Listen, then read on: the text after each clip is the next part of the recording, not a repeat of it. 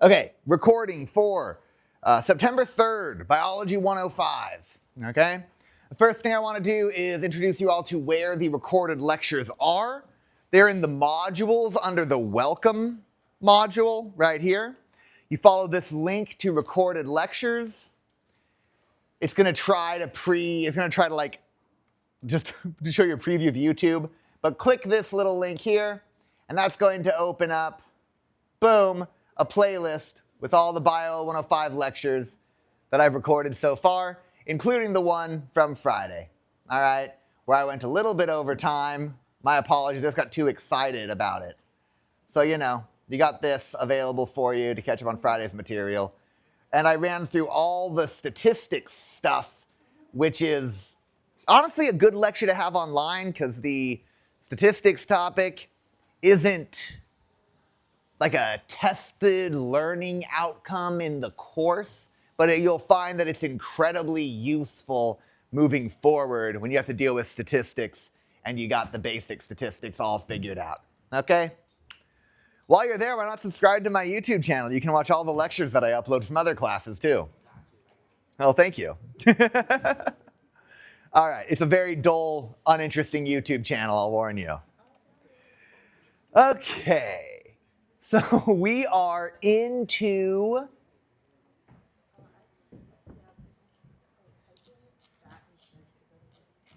we have completed this point right here. Oh, quick check-in, because it's the first day of lecture this week, all right? We're in week 2.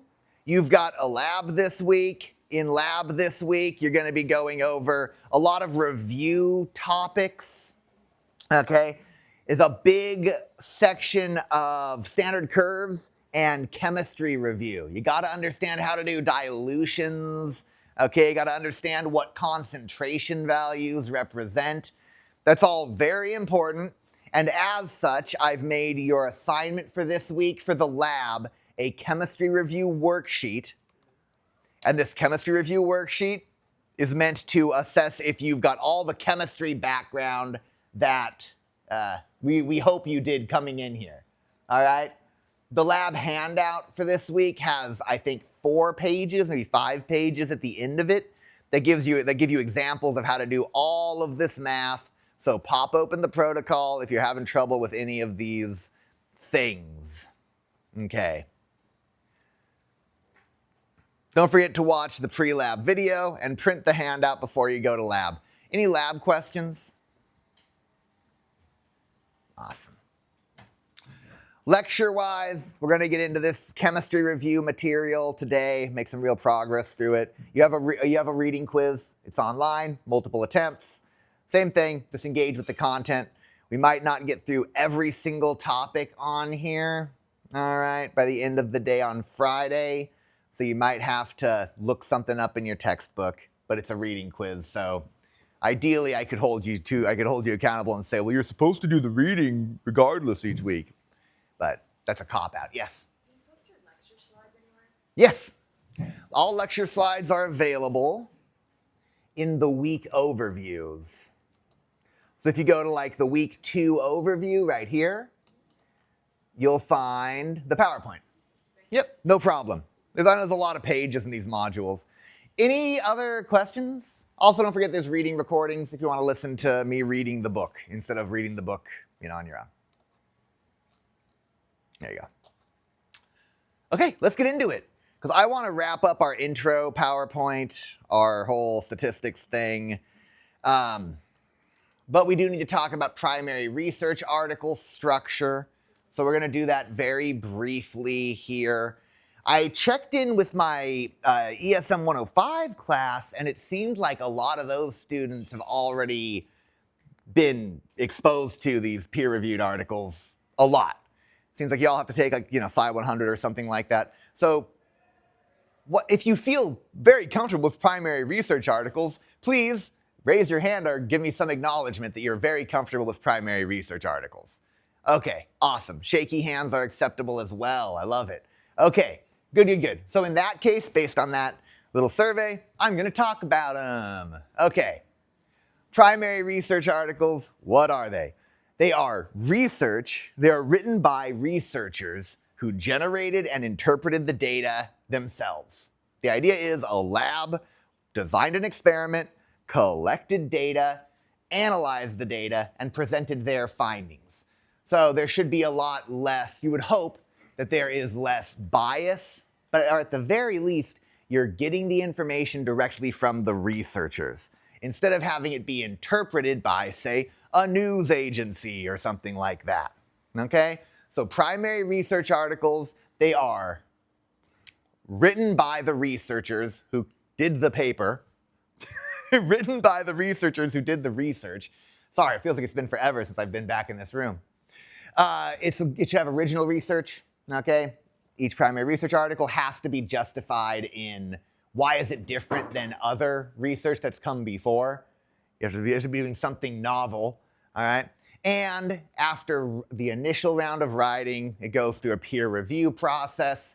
And having been on both sides of the peer review process, I will let you know that that is a strange world, a wild system. Peer review people are usually random. It's like if you've published with a journal before, they will just shoot you an email and say, hey, would you please peer review this article for free? So you get a lot of different levels of scrutiny. It's like real world information right there. Like I peer reviewed an article and I got tired and was like, yeah, these things look fine. Someone else will catch it. You know? We've all done it before. And you have other people who peer review things and don't know what they're talking about. And it'll be like, I peer reviewed, but I just want to, propose some revisions. It's a nightmare, the peer review process, but it does set a pretty strong barrier up for what actually gets peer reviewed usually. Anyway, that's enough. I can't be going this slow. I gotta move you through some primary research article key sections. Okay, what is the structure of a primary research article? Key sections, you ready? We're just gonna run through each one of them. I don't know if you can see that, but look at who was the first author on this article. That's me. It's Jonathan Montgomery, all right? Just to prove that I did get something published once, all right? That was a nightmare. Agronomy journal is a pretty good turfgrass journal. Fine. Key sections of an article. Is going to be in order they're usually presented. First, we've got the abstract. If there's one thing that you should be most familiar with, it's the abstract, because the abstract is going to summarize everything that's in the article. It's going to summarize why the research is useful, what you did in your research, and what your findings were, okay?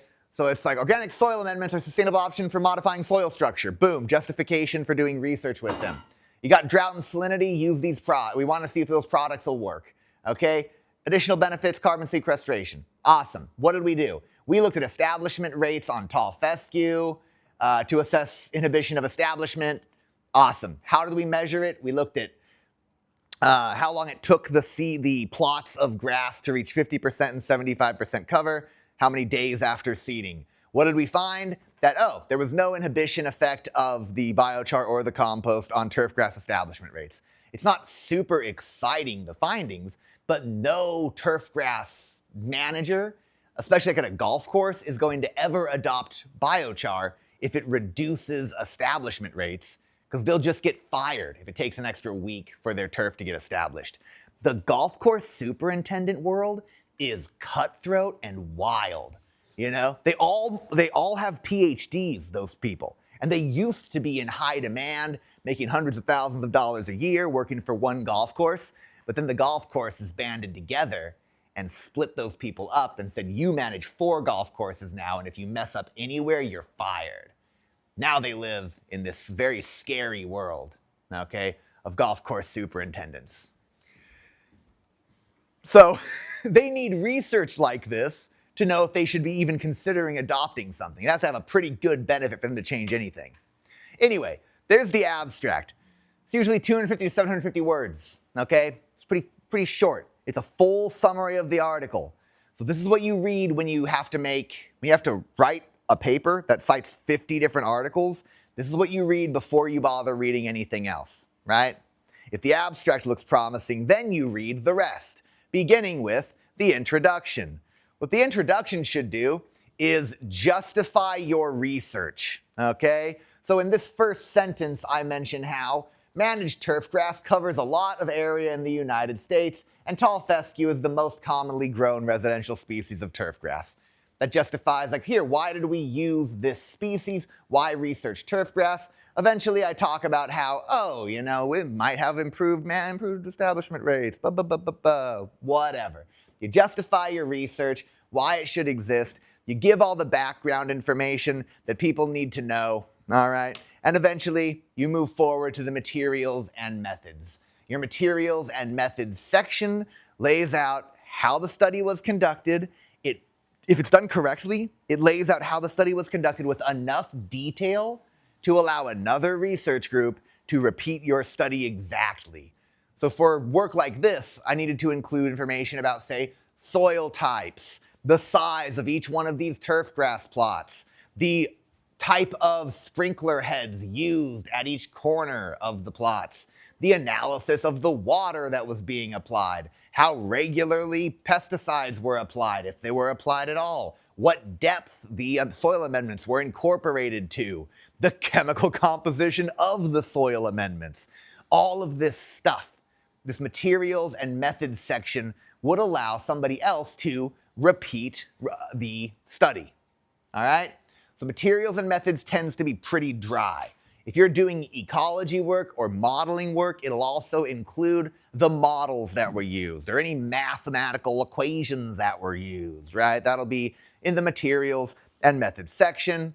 Finally, you move to results. The results section of a primary research article presents results with no interpretation, all right? If you see a results section and they're trying to lead you towards a conclusion, become wary, because they are not doing what they are supposed to in that article. The results section is supposed to include no interpretation by the researchers. You just give numbers that we can interpret as the audience, as the readers, all right? There are plenty of articles that don't do that, and you should always be skeptical of those articles. Maybe they did great work and they just couldn't help themselves. Maybe it was missed in the peer review process. Maybe they have a really strong bias, but they still did good work, all right? But you should be more aware if you see a results section where they're trying to lead you towards some conclusion, especially if it's like a moral conclusion. That goes in your discussion section, which is the one right after results. So here you present a bunch of numbers, okay? Oh, the days it took to reach 75% cover, it was different in these plots, all right? This treatment inhibited germination rates of turfgrass seeds based on this data right here. You'll cite a bunch of figures, all right? You'll provide statistical outputs. That all goes in your results section. And finally, you have your discussion section where you as the researcher get to interpret your results. In your discussion section, they usually flow like big conclusion. Hey, we found no effect of the soil amendment, or this soil amendment worked really well. Then some call to action of future researchers, okay? If somebody did future work here, they should look at something else. Like here I say, I'm sorry it's so small. Here I say you should include more soil salinity measurements, measure bulk density, measure pH and ammonium levels. We were missing that data. We just made a mistake. Researchers should look at that in the future. Okay, that'll allow for targeted recommendations of specific biochar and compost products based on specific soil and amendment factors. All right, so the discussion section is where you interpret your results and then you propose additional work. Moving forward, so there's a primary research article. Primary research, secondary research, those are two categories. A meta-analysis is an example of secondary research. So if in primary research, the article was written by the researchers who did the research, in a secondary research article, the article was written by people who did not do the research, okay? And this includes things such as meta-analyses. Now, we live in a world where data availability has never been higher, right? Your data is a valuable commodity. Congratulations. People are very interested in your information about what you do and what you spend time doing and what your eyes linger upon. All right? It's great. We're finally valued by these big companies. It makes me feel warm and safe and cared for and protected. All right? So, data availability has never been bigger, right? We got dang old internet. It's really great. You can get in contact with other researchers. You can ask them, hey, can I get your raw data set from this study you did back in 1984? Because I've got another research group over here that did a similar study, and they'll give me their data. And I want to take 100 labs' data on similar studies and jam it all together and then process it with a new model that my lab's working on to get a different new analysis. It's a meta-analysis, like on top of an analysis, all right? So these meta-analyses are super common, all right? And they have a place and they are very useful. But you should also be wary when you see that some work is a meta-analysis, because two labs can operate in very different ways. And sometimes people can be pretty dishonest in getting data grouped together. They're like, I just need more data. If I get enough data, it doesn't matter if the data's not perfectly comparable, okay? Because I'll get so much that all the noise will cancel out. You know, law of large numbers and all that stuff, all right? But is that true? And what did the lab that published this actually do? Did they bring something new? Did they do something transformative? You know, or did they just need a publication? Anyways, a meta-analysis brings a bunch of data together, reanalyzes it. That's what a true meta-analysis should do. Once again, this text it's not as impressive as I thought it would be.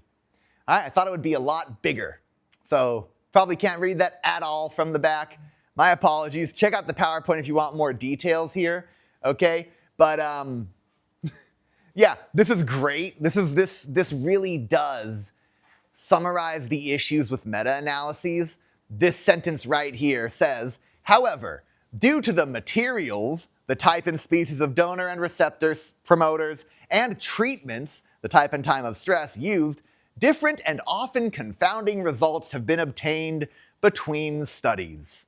All right? So you've got all of these different studies that have shown different things about a specific group of transcription factors, something we'll talk about later in the course, and how they affect drought stress in plants. All right? So the meta-analysis is used. It's a powerful statistical tool to try to bring all of this together and get us one finding.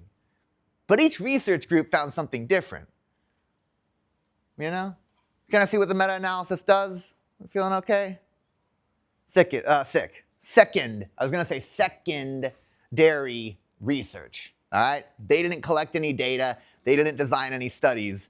They're processing the data in a new way. Cool? All right, great. Here's another slide about this, all laid out in one place. Anatomy of a research article. The sources, who wrote the article, their allegiances, you know, their affiliations, where they're from, abstract universities they work for, companies they're accepting money from, things like that. Abstract, intro, methods, results, discussion, references. Any questions about the structure of a primary research article? Okay. Google Scholar.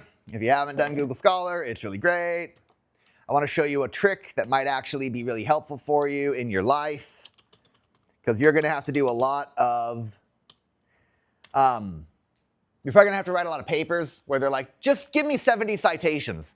And they just made that number up on the spot, and it's like, cool, great. To be fair, most articles, you need like 60, 80, 100 citations sometimes. But how do you collect all these citations? I'm going to help you out right now. All right? Let's say that we're doing a research article on elevation and CO2 concentrations affecting plant growth. Is that something? Let's see. Let's just go with atmospheric carbon dioxide level on plant growth and freshwater ecosystems. Here we go. We've got an article. So you find this article, you read it, you're like, hey, this is a really good article. Is this a book? Nope, it's an article. You read this article, you're like, hey, I actually really like this article. It's a good overview of everything. It's got good figures. it's really, I'm going to be able to write my entire paper probably based on this one article because that's what I'm looking at, right? So you do that. Now you say, okay, I read the whole article. I got all my I got a bunch of citations. It looks great. Oh no, I need 25 more sources. I need 50 more sources. I'm going to show you some tricks, okay? First of all, how do you cite these articles? Hit the cite button. There's all the formats that people might ask for: MLA, APA, Chicago, Harvard, Vancouver. If they ask for something else, learn how to use a citation manager. I was told that students here use Zotero a lot. Is that accurate? People who have familiarity with Zotero? Yeah? I prefer EndNote Basic because that's what I was trained on when I was in graduate school. It's free. And check this out. If you need a different format than one of these and you're tired of copying and pasting, you can actually download a citation manager file and then just upload this into the citation manager and it'll save it for you. And then you can export that citation in any format without having to type a single thing. It's great. Citation managers are, an option, and it's not cheating, but it'll save you so much time if you're one of the people who are still out there manually figuring out, like, how do I do APA? Anyways. So that one you probably knew. I'm not blowing any minds with that. But also be aware of this. Cited by 76 articles right there. It's a big deal. People sometimes will click on related articles, and that's fine. That's cool. But that's relying on Google's algorithm, right? If you click the cited by button right here, it's going to show you every article that cited this article. So if you liked this article a lot and you thought it was great and explained everything you were concerned with, then you can rest assured the majority of these articles that cited it are probably about similar things and also considered that a really good article. So this is how you can quickly mine for additional citations. And this is just a life skill thing. It'll probably serve you well at some point when it's 2 days before the due date for your annotated bibliography and you're only halfway done. Just use this, it's fine. And then you can cite them, boom, like this. Did I cheat in the first time I wrote an article and get caught citing in a couple things that I didn't actually read? Yeah, totally. Yeah. But I just had to rewrite it. It was fine. We learn lessons, We all hit a point where we try to get away with something and we got to learn a lesson. That's okay. It's life. All right. We cool? Any questions on that stuff? If you ever want help with EndNote Basic, or do you want me to help you set up a Zotero account, drop by my office hours. I'll help you do that. I'll show you how to download citations and export a bibliography in a bunch of different formats. Okay, cool. We've talked about experimental design. This is just a very simple example of an experiment. The selective advantage of crypsis in mice. Crypsis relates to cryptic coloration or camouflage. Okay, so these mice have different colors. It's like, why does the beach population and the inland population of the same species of mouse have different coloration? You can look at this and propose a pretty simple hypothesis, right? That the better blended in the mouse is, the less it gets predated upon. Something like that. So if mouse coloration affects predation rates and we place mice on different habitat types, then we expect the mice that are less matched to their habitat type to be predated upon more. So I did the if and then format and I laid out a whole experimental design. They use little fake mice, little stuffed mice in this study, and then they just measured how often birds of prey striked them. It's pretty funky stuff, And they found that, hey, look at these cute little stuffed mice. They're really cute. They found that, sure enough, you got more attacks of the mice that weren't matched to their background. Provide supporting evidence. Okay, cool. There's our scientific method review. Don't forget to watch the recording. It's got a bunch of cool stuff. I'm pretty stoked on it. And we did it. Cool. We're at 25 minutes left. This is great. With 77 slides, we'll get through a good amount of this. Yeah, we'll go into Monday with it. If we'd had Monday class, we'd be cruising and we'd be just fine. But, we'll get caught up. Honest, I promise. We always do. Okay, folks, let's shift gears into a chemistry review. But John, we just did scientific method review. When does this class stop having us review things that we supposedly learned in other courses? Why are you busting my chops? Why are you giving me such a hard time, hypothetical student? It'll get there when it gets there, probably around week 4, all right? So bear with me. We're just going to make sure that you've got all the chemistry that was important, that maybe wasn't emphasized or you didn't absorb because you were desperately trying to get through your chemistry course. All right? This is going to be chemistry through a biological lens, so you're going to get different things focused on, but some stuff like elements versus compounds, valence shells, protons, neutrons, electrons, we just have to talk about, okay? I'm going to tell you the secret of biology chemistry, though, is most of this matters because you need to understand polar versus non-polar bonds, okay? And the idea of polar solutions, and the idea of hydrophobicity and hydrophilicity. That's going to be huge, hugely important. So I'm going to breeze through some of these topics and just let you know, like, hey, ask me questions if something here is especially engaging to you. Me breezing through something, though, looks like this, right? Just keep rambling and talking and talking and talking. So let's get to it. Elements versus compounds. The periodic table of the elements lists all the different elements, right? An element is, okay, a substance, or it's an atom that if it changes at all, it's the fundamental unit of matter. An element of lead is always the same element, okay? But if it changes, it's no longer lead, all right? The idea here is that an element has a certain characteristic. Here's sodium, it's a soft metal. Here's chlorine, it's a toxic gas. And elements, atoms of elements, can be joined together to make non-harmful, or can make compounds that have properties that are emergent, properties that neither one of the components had. So sodium chloride has entirely distinct properties from sodium and chlorine. Okay?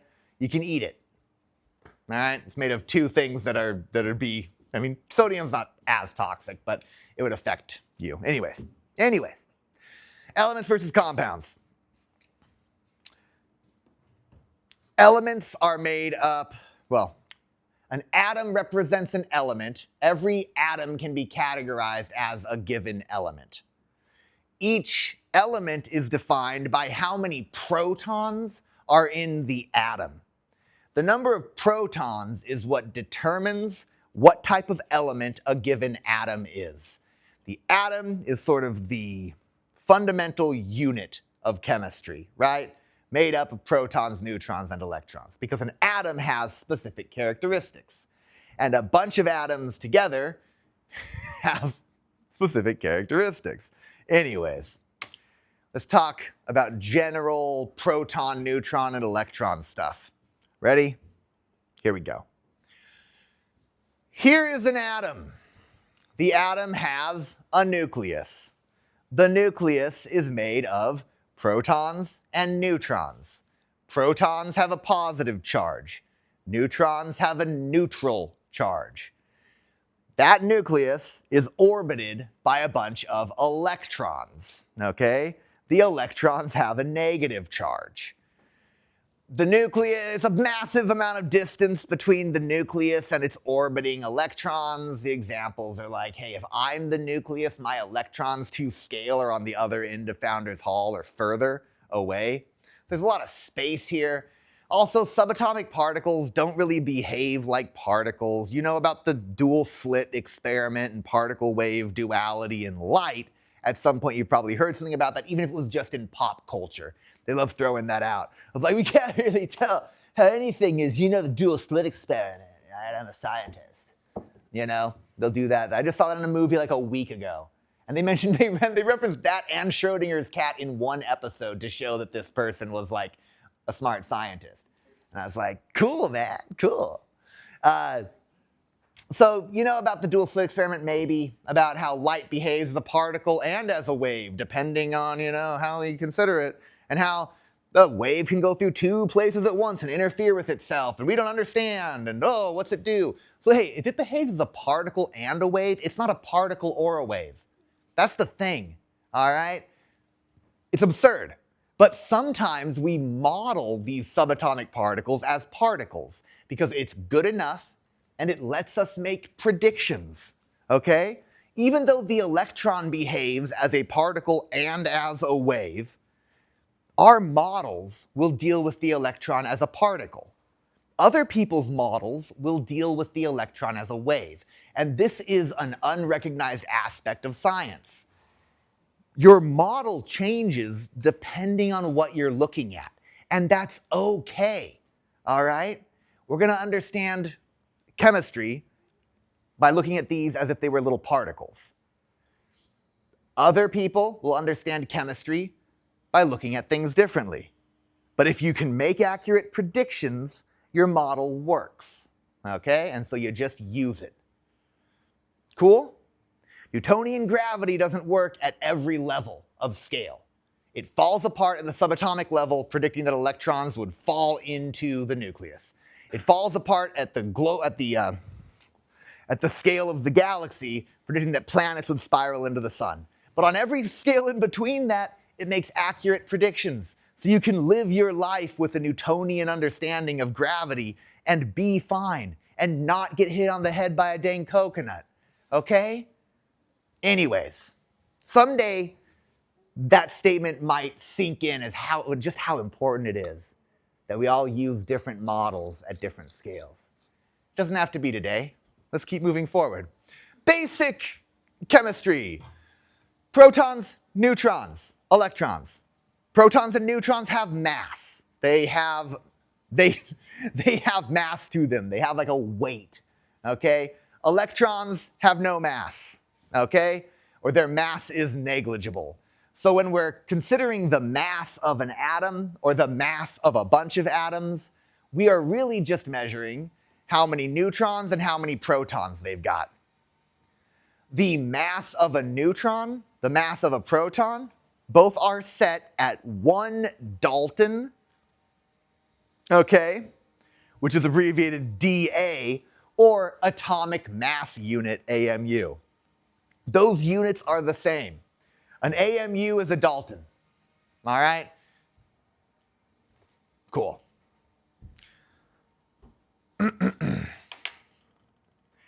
So, as I mentioned previously, what element a given atom is, well, that's determined by the number of protons. The number of protons determines how many electrons are going to be orbiting, and the number of electrons that are orbiting determine what sort of bonds and how reactive the atom is going to be. But we define an atom as an element based on the number of protons, okay? So the number of neutrons and electrons could change, and it would still be the same element, all right, as long as the number of protons is the same. How do we feel about that? Awesome. I'm seeing thumbs. Cool. I'm seeing just true joy and engagement on all of your faces. It's like it's Christmas morn, and there's a bicycle. There's 12 bicycles in the chimney. You know, it's everybody's Christmas memory. All right, cool. Periodic table of the elements, right here. This periodic table of the elements is showing you these Bohr diagrams, which are Bohr-ing diagrams, okay? But they show you how many electrons are around the nucleus and their distribution patterns. One moment, please.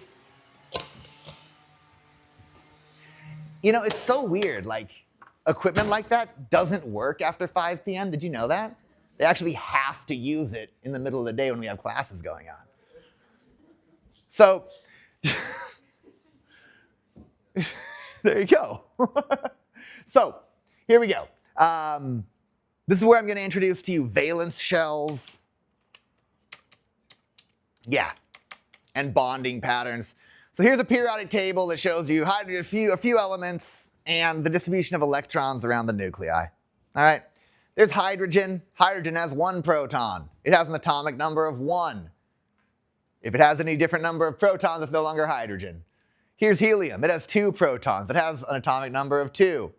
If it has any different number of protons, it's no longer helium. Both of these have an equal number of electrons to the number of protons, because each proton gives 1 unit of positive charge, each electron gives 1 unit of negative charge, and the atom wants to be neutral. Okay? Solid.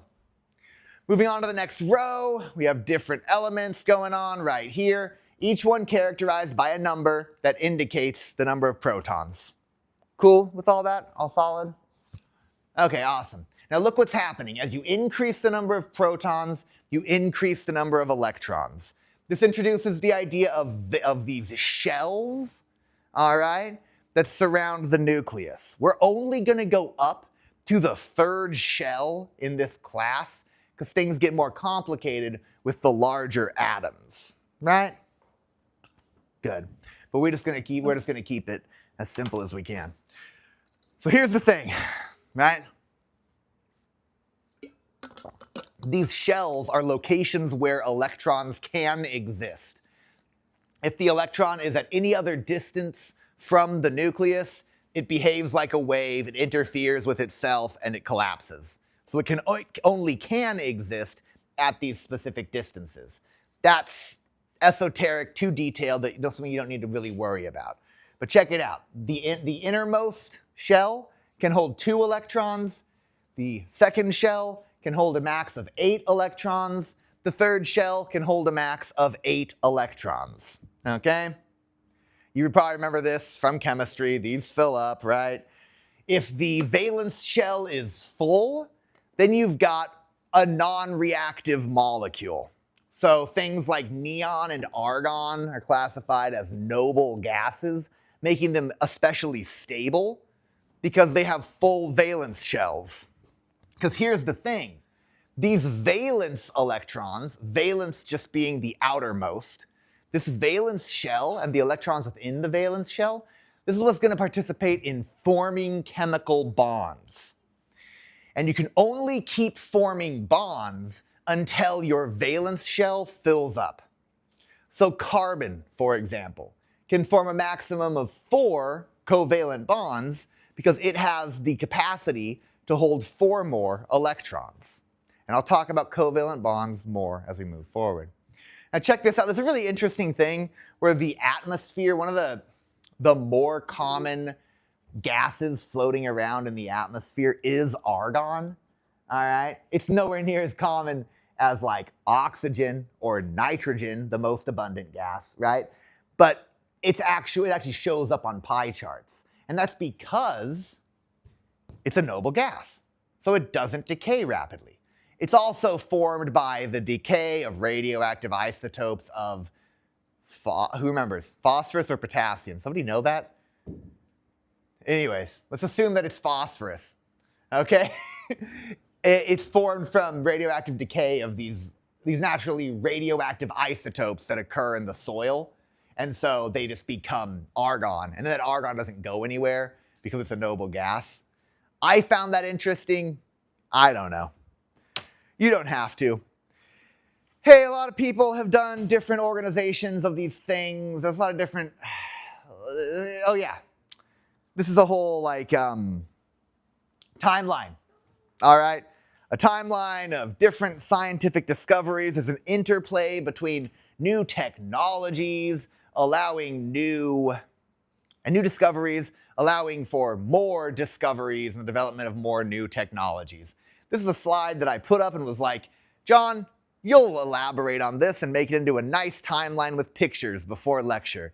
And then I didn't. And now you're left with a very unpleasant looking sequence.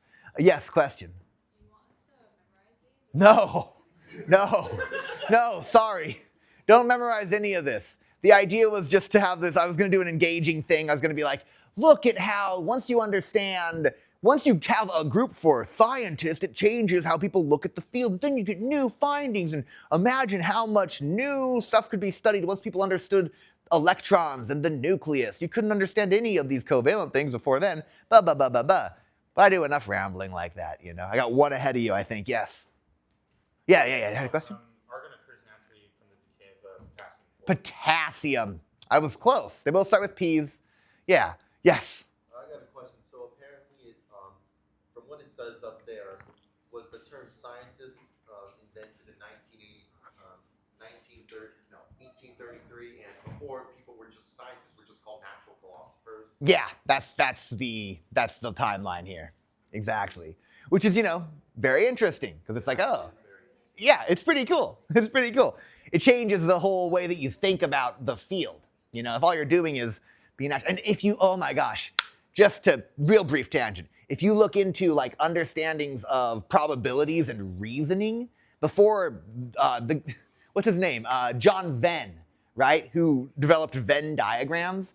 Before his writings and he existed, people had entirely different ways of reasoning how likely an event was to happen. We didn't have probabilities, so we didn't have p-values, and we couldn't have statistics. We didn't have inductive and deductive reasoning. People were just like, this thing happened a bunch, it'll probably happen again.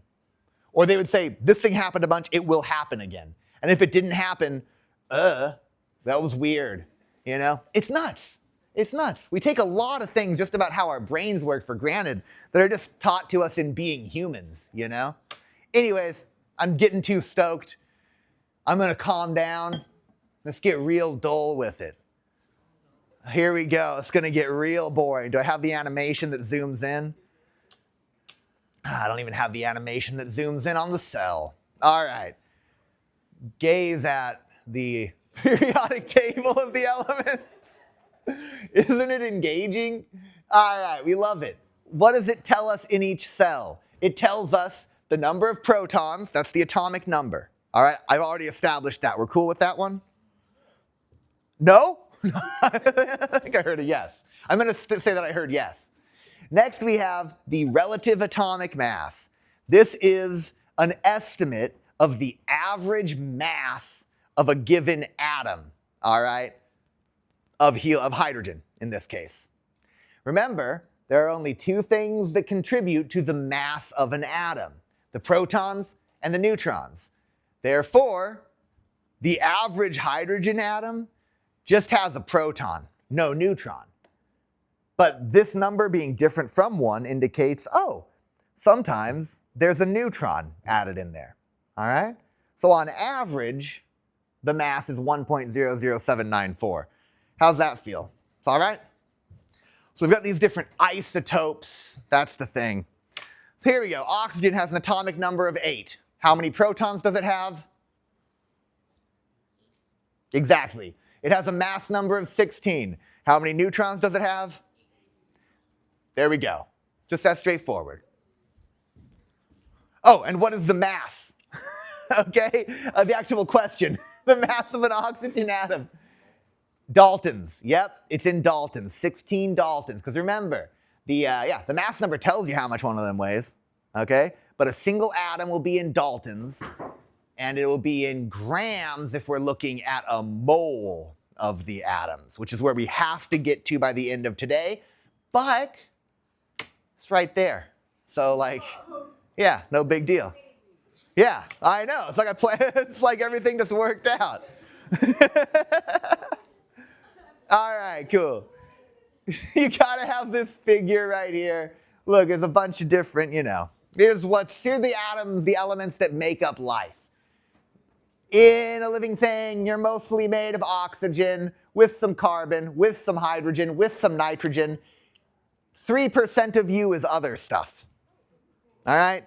So you're mainly carbon, hydrogen, and oxygen, and nitrogen. The nitrogen's in the proteins. Just letting you know.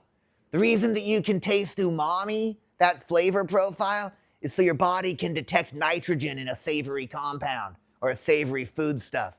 That's why you like proteins, because your body needs nitrogen. Yeah, that's cool stuff. The person who discovered the flavor profile for umami also developed MSG. Isn't that fascinating? Moving on. Amadeo Avogadro. There he is. Look at him. I know. Avogadro developed we got to think of Avogadro's number, Avogadro's constant. It's 6.023 times 10 to the 23rd. It's a very big number. It's called 1 mole. 1 mole of anything is 6.023 times 10 to the 23rd particles. So right here on your slide it says atoms. That's usually what we're talking about. But a mole of, let's say, an atom of hydrogen weighs 1 Dalton, or 1 atomic mass unit. A mole of hydrogen, 6.023 times 10 to the 23rd atoms of hydrogen, weighs 1 gram. It makes it very convenient to measure out a number of given atoms, because we're really usually concerned with how many particles of something we've got, okay? So if I determine the mass of a sodium chloride molecule, all right, as 58.44 Daltons, and I weigh out 58.44 grams of salt, well, then I can say, in this pile of salt, there are 6.023 times 10 to the 23rd salt molecules. It's a really powerful number. The joke I always make is that it's called a mole because there's a resemblance. Yeah, I know. 1 mole of anything weighs above this, is that. Cool. Okay. Gosh darn. I'm out of time to do an example on the board.